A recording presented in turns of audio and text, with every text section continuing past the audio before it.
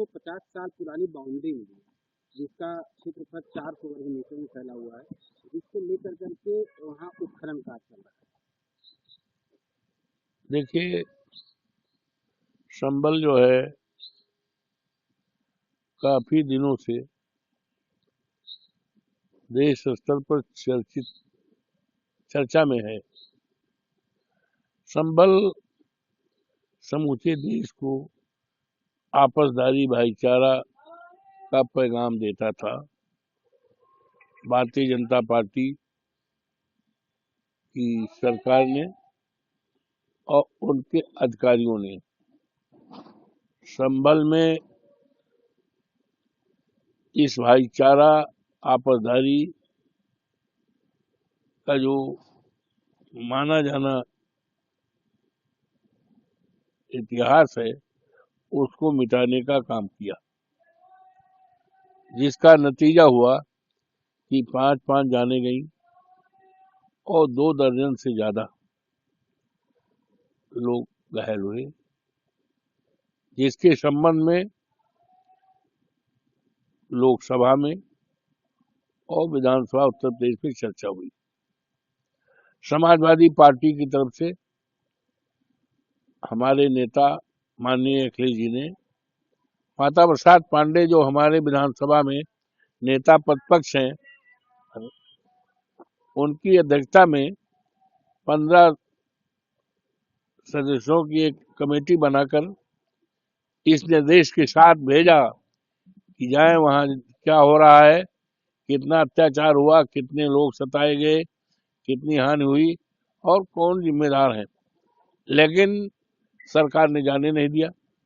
इस मामले को लोकसभा में सदन के चलते हमारे नेता माननीय अखिलेश जी ने सारे मुद्दों को छुआ और ये बताया कि इसमें भारतीय जनता पार्टी और उनकी सरकार के जो अधिकारी हैं पूरी तरह से जिम्मेदार हैं और जो संभल की अपनी एक पहचान थी पूरे देश और दुनिया में, उस पहचान को मिटाने का काम किया है और इसके लिए जो भी लोग जिम्मेदार हैं उनके खिलाफ कार्रवाई की जाए और जो लोग मरे हैं शासन से उनको आर्थिक सहायता की भी मांग की गई। अब ये सिलसिला लगातार वहां जारी है, जबकि आज देश के सामने बहुत बड़ी समस्याएं हैं। आज सबसे ज्यादा परेशान तो हमारा किसान है। हम भी खेती करते हैं। ये उत्तर प्रदेश पहला प्रदेश है जहां पर इस साल किसानों को गेहूं बोने के लिए डाई खाद जो आवश्यक होती है नहीं मिली। ये पहली बार है। तो और किसान अपनी तमाम मांगों को लेकर दिल्ली बॉर्डर पर अड़ा हुआ है, हजारों हजार की संख्या में। वो लड़ाई करने नहीं जा रहा, अपनी परेशानी और आयोग द्वारा जो सिफारिश है उसको लागू करने के लिए जा रहा है, लेकिन सरकार जाने नहीं दे रही। वो जा रहा है प्रधानमंत्री जी से अपनी बात कहने के लिए, लेकिन दिल्ली जाने नहीं दिया जा रहा। क्या दिल्ली भारतीय जनता पार्टी के नाम दाखिल खारिज हो गई है क्या? क्या दिल्ली कोई नहीं जा सकता? क्या प्रधानमंत्री जी से मिलने नहीं जा सकता, अपनी बात नहीं कहने जा सकता? तो ये तमाम सिलसिला आज भी भारतीय जनता पार्टी अपनी तमाम कमियों को, अपनी तमाम वो जो अक्षमताओं को छिपाने के लिए सिलसिला जारी किया है। आज बहुत कुछ तो माननीय उच्चतम न्यायालय ने देश को सांप्रदायिकता की आग से जलने के लिए बचा लिया है, ये निर्णय लेकर के। तो आज जरूरत है कि इस देश में, इस प्रदेश में महंगाई दूर की जाए। आवश्यकता है नौजवानों को पढ़े लिखे उनको सरकारी नौकरी दी जाए।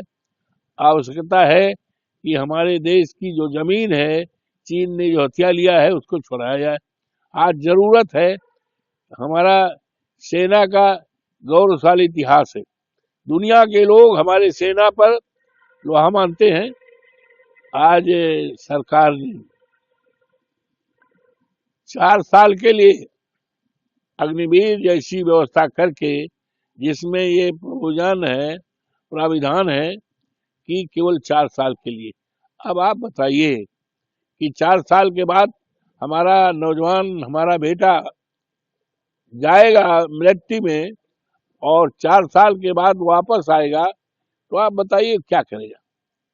4 साल के बाद आफ्टर एक्सपायरी ऑफ 4 years वो रिमेनिंग लाइफ में अपनी सारी बची हुई जिंदगी में हमारा वो नौजवान कहाँ जाएगा, क्या करेगा, ये अच्छी बात नहीं है।